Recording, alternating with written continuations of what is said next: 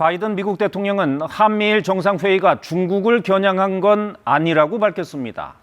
그러나 현지 언론은 명백히 중국을 향한 외교 군사적 압박이라는 분석을 내놓고 있습니다.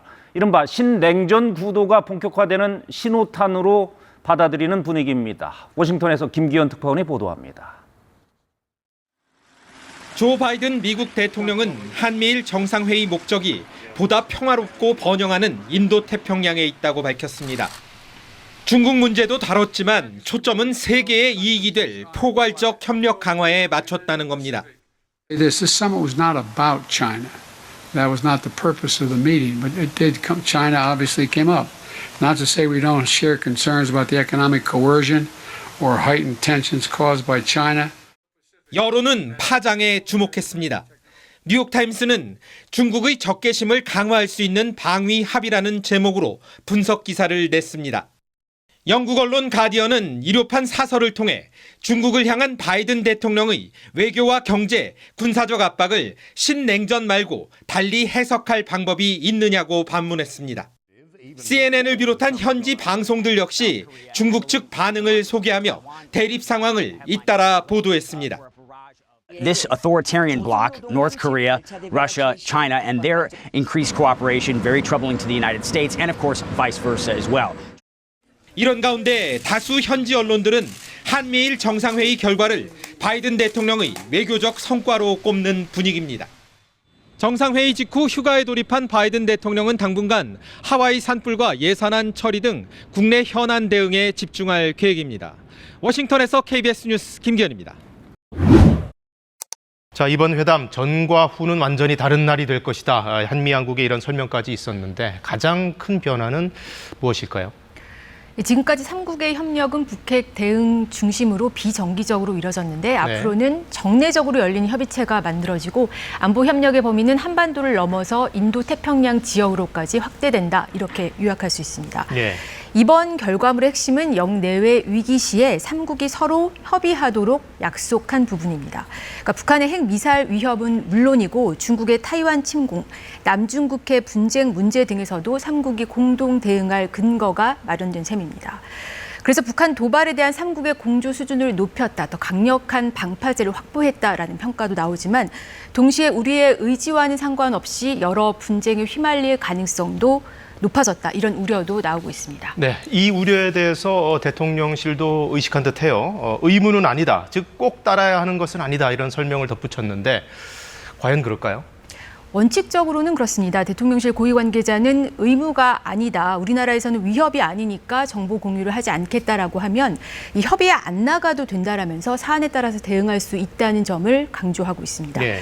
그런데 전문가들은 미국이 3국의 공동 대응을 강력히 요구하는 사안에 대해서 우리가 거부하기는 쉽지 않을 거다. 어떤 방식으로든 부담이 높아질 수 있다라고 지적하고 있습니다. 자, 이번 정상회의로 한미일대 북중로 구도가 더 선명해졌다는 평가는 이제 불가피해진 것 같아요. 네, 정부에선 이렇게 설명하고 있습니다. 신냉전이라는 말이 나올 정도로 이미 진영 간에 대립하고 있는 상황에서 어느 편에 서지 않는 것은 이제 불가능하다라고 여러 차례 강조하고 있습니다. 그런데 중국과 러시아와는 북핵 문제뿐만 아니라 경제 문제에 있어서도 관계가 악화될 경우에 부담스러울 수밖에 없습니다. 또 한미일 3국의 공통 이익도 분명히 존재하지만 국익의 문제, 또 협력의 목표는 조금씩 다를 수밖에 없죠.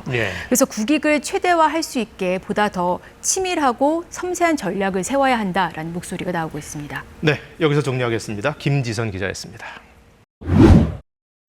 네, 그럼 이번에는 앞으로 남북 관계가 어떻게 될지 취재 기자와 더 짚어보겠습니다. 김경진 기자, 분단 70년이 흘렀는데 한미일 그리고 북중러가 맞서면서 새로운 냉전 구도다 이런 해석도 나옵니다. 그렇습니다. 구도는 비슷한데 근데 상황은 훨씬 더 복잡해졌습니다. 자유주의 진영과 권위주의 진영의 대립이라고도 하는데 경제적으로는 서로 촘촘하게 얽혀 있어서 실리를 따져야 하는 상황입니다. 최근 이 전략 경쟁을 하고 있는 미국과 중국이 대화를 하는 것도 이 때문입니다. 여기에다가 북한의 핵능력 고도화는 이 한반도 문제를 더 복잡한 이 고차 방정식으로 만들고 있습니다. 그만큼 남과 북의 관계도 더 어려워지고 있고요. 그럴 수밖에 없죠. 일단 여러 전문가들에게 남북 관계가 어떻게 될지 물어봤는데 대부분 남북 대화가 재개되는 거에 대해서 굉장히 회의적이었습니다. 여기에 김영호 통일부 장관이 굉장히 강경한 대북관을 가지고 있는데 네. 임명이 되고 또 이 남북 대화를 관장하는 통일부가 축소가 된다면 이런 경향도 강화가 될 겁니다. 네. 북한도 남한과 대화할 뜻이 전혀 없고 소통을 하더라도 미국과 직접 하겠다 이런 뜻을 분명히 하고 있습니다. 최근 북한이 우리를 이제 남한이 아니라 대한민국이라고 지칭해서 이것도 그런 맥락으로 봐야겠죠. 네, 남북 기본 합의서에 따르면 남북 관계는 국가 대 국가의 관계가 아니라 통일을 지향하는 특수 관계입니다. 네. 그래서 북한과 대화를 할 때는 외교부가 아니라 통일부가 나서는 거고요. 또 북한으로 넘어갈 때는 출국한다고 하지 않고 출경한다고 표현을 하는 겁니다. 그렇죠. 그런데 최근 북한 김여정 노동당 부부장 등 북한 인사들이 대한민국, 남한을 대한민국이라면서 꺽쇠를 써서 표현하며 강조를 하고 있습니다. 네. 북한이 국가 대 국가의 관계, 이른바 투 코리아로 가려 한다는 게 전문가들의 분석인데 우리 정부는 예의주시하고 있다 이렇게 밝혔습니다. 그렇다면 이 남북 관계에 큰 변화를 가져올 남은 변수 같은 건 없을까요? 내년 미국의 대선이 가장 큰 변수가 될 겁니다. 네. 현재 바이든 대 트럼프 구도로 굉장히 접전 양상인데 대통령이 교체되면 사실상 모든 정책이 원점으로 돌아가기 때문에 그걸 알고 있는 북한이 미국 대선까지는 무력 도발을 계속하면서 또 중국, 러시아와의 연대를 강화하면서 관망할 거라는 게 전문가들의 분석입니다. 네. 어떻게 보면 70년 전 분단이 될 때도 강대국들의 결정과 영향을 받았는데 그렇죠. 지금 70년이 지난 지금도 상황은 현실은 크게 바뀌지 않은 셈입니다. 네, 여기서 정리하죠. 김 기자 잘 들었습니다. 러시아 우크라이나 전쟁을 계기로 세계는 자유민주주의 국가와 권위주의 국가 간의 신냉전이라는 새로운 시대로 접어들었다는 분석들이 나오고 있는데요. 자, 이러한 흐름이 동북아, 그중에서도 특히 한반도에 미치는 영향을 오늘 살펴보도록 하겠습니다. 두진호 한국국방연구소 연구위원 스튜디오에 나오셨습니다. 안녕하십니까? 네, 안녕하십니까? 네, 그야말로 신냉전 시대라고 하죠. 한반도 이 안보 상황과 관련해서 정말 북한의 움직임을 주목하지 않을 수 없겠죠. 네, 러시아가 우크라이나에 쏘아올린 미사일은 신냉전의 서막을 여는 그야말로 신호탄이 됐습니다. 이번 사태가 러시아와 서방의 대리전으로 발전하면서 진영 간 대결 구도도 심화하는 모습입니다. 북한은 탄도미사일 발사와 핵무력 발전 등을 통해 영내 군사적 긴장을 고조시키면서 글로벌 안보 환경의 결정적 변화 상황에 편승하고 있습니다. 북한은 작년 한 해만 60발이 넘는 탄도미사일을 발사하면서 역대급 도발을 자행했고요. 특히 지난 5월 북한의 군사정찰위성 발사 시도는 탄도미사일 기술을 활용한 발사체 발사를 금지하고 있는 유엔 안보리 결의안을 위반한 것입니다. 북한의 지속적인 도발에도 불구하고 유엔 안보리 상임 이사국인 중국과 러시아의 반대로 유엔 차원의 대북 제재 결의안 채택은 여전히 한계에 부딪히고 있습니다. 이처럼 변화된 안보 환경은 북한, 중국, 러시아의 삼각 협력을 촉진하고 있습니다. 북한은 작년 핵무력 법제화를 통해 적의 침략 및 보복 타격을 위한 목적에서 핵무기 사용이라는 공세적 의도를 명문화했습니다. 러시아의 우크라이나 침공으로 핵무기는 사용하지 않는 무기라고 하는 이른바 핵 금기 관행이 허물어지고 있습니다. 북한은 이러한 신냉전 질서에 대응하기 위해 중국, 러시아와 협력을 강화하고 있고요. 핵물질의 기하급수적 발전에 명운을 걸고 있는 것입니다. 그렇군요. 최근 중국이 그 연일 타이완 인근에서 무력 시위를 벌이고 있지 않습니까? 그러니까 중국의 타이완 침공 가능성, 이 또한 한반도 정세를 불안하게 하겠죠. 타이완 국방부 발표에 따르면 중국 군용기는 작년 한 해만 타이완 방공 식별구역에 1727회 진입했습니다. 2020년 380회, 2021년 약 960회와 비교할 때 최근 타이완 지역의 군사적 긴장감이 고조되고 있다고 평가할 수 있습니다. 시진핑 중국 주석은 3년임 확정 과정에서 타이완 통일 문제를 핵심 과업으로 제시했고요. 타이완 문제에 대해 무력 사용 가능성도 열어뒀습니다. 미국 인도태평양 사령부 부사령관을 역임한 마이클 미니언 공군 대장은 2025년 중국의 타이완 침공 가능성을 제기하는 등 미국의 군부와 조야는 타이완 문제를 예의주시하고 있습니다. 미국 인도태평양 전략의 핵심은 중국 견제를 위해 인태 지역은 물론 전 세계적 차원에서 통합 억제 능력을 결집하는 것입니다. 인도태평양 전략은 유사시 미국의 동맹국이 타이완 문제에 연루될 수 있는 잠재적 가능성을 담고 있습니다. 중국의 타이완 침공 위협이 고조될 경우 동북아 지역에 배치된 미국의 전략 자산과 병력이 타이완 지역으로 전개할 가능성도 있는 것입니다.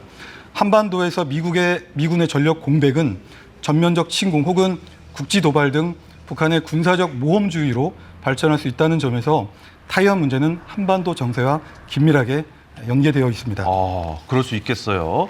자, 신냉전 시대 한국의 안보 전략 앞으로 어떻게 하면 좋겠다 이런 논의들이 나오고 있나요? 네, 북한은 핵 미사일 위협을 고도화하는 등 더 이상 우리의 평화와 안보를 북한의 선의에 기대서는 안 되는 상황에 직면했습니다. 이런 배경에서 한반도의 지속 가능한 평화는 한미 동맹의 압도적 능력에 기반한 힘에 의한 평화가 필요하다는 주장이 힘을 받고 있는데요. 지난 4월 한미 정상회담에서 발표된 워싱턴 선언에 주목할 필요가 있습니다. 워싱턴 선언의 핵심은 한미가 함께하는 확장 억제 체계의 기반을 마련한 것입니다. 한미 동맹이 지금까지는 한미연합 사령부를 중심으로 재래식 전력 유지의 연합 태세를 확립했다면 앞으로는 핵무기를 포함한 미국의 확장 억제와 삼축 체계 등 우리의 첨단 재래식 전략이 조화롭게 운용되어 보다 진화한 연합 방위 태세를 구축할 수 있게 됩니다. 결과적으로 한미 연합 방위 태세는 북한은 물론 주변국의 잠재적 위협에 대응할 수 있는 그런 능력을 갖추게 되는 것이죠.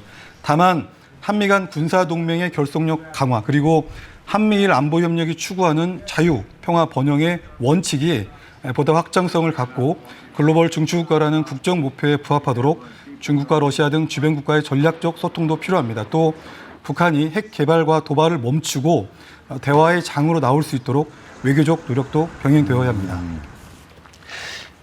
이런 질문 드려보겠습니다. 우크라이나가 만약에 이 핵을 포기하지 않고 보유하고 있었으면 러시아가 침공을 과연 할 수 있었느냐 이런 질문이 있어요. 자체 핵무장 필요성에 대해서는 어떻게 생각하십니까? 예, 러시아의 우크라이나 침공 사건은 우리 사회에서도 독자적 핵무장 필요성 논의를 촉발하고 있다고 생각을 합니다.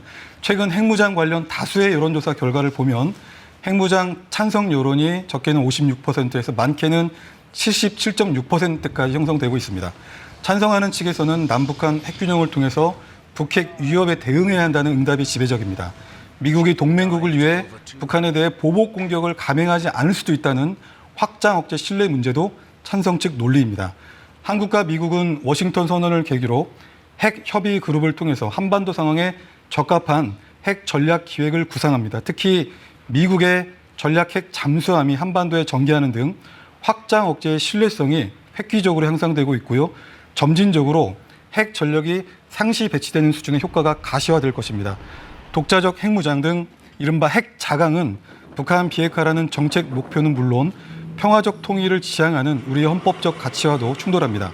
확장 억제의 실행력을 높이는 것이 국민 통합과 한반도 상황의 안정적 관리를 위한 그런 현실적인 방법이라고 할 수 있겠습니다. 네, 그렇군요.